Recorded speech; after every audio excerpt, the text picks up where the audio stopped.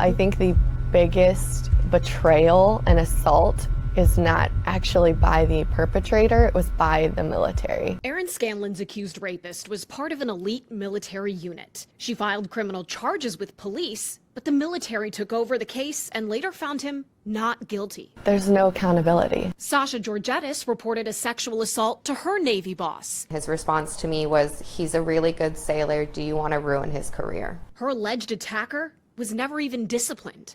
Through years of reporting, Spotlight on America has spoken with service members who say they were victimized not only by the person who sexually assaulted them, but an institution they trusted. By design, throughout history, sexual assault cases were handled in-house by military bosses. It's something Josh Connolly, Senior Vice President of Protect Our Defenders, has been fighting against for years. It's like having a CEO of a company decide the legal path a sexual assault or harassment takes of two employees. That sounds absurd, but that's literally what's been happening in our military. He says the system made it impossible for many survivors to get justice. That makes me wonder if that mindset, that culture, enabled perpetrators to feel that they could get away with sexual assault. 100%.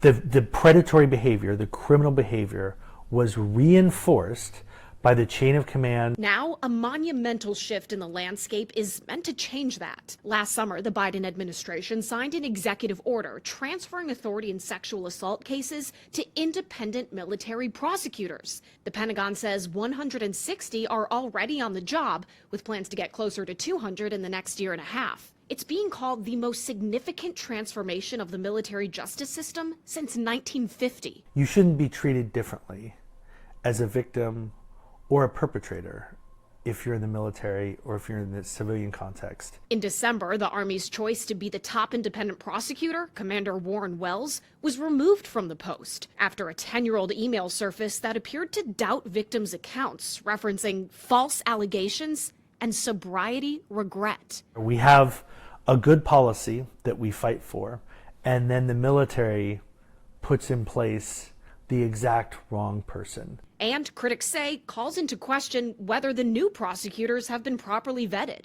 For Connolly, the success of the system remains to be seen, with justice and national security hanging in the balance. And then once people are in the military, if they're subject to harassment and assault, obviously they're not going to want to stay. And of course they leave, which does a disservice to our military, but also our national security. So how do we know that this will actually work? We want the appropriate cases to come forward, which will hopefully result in more convictions. For Spotlight on America, I'm Atra El-Nashar.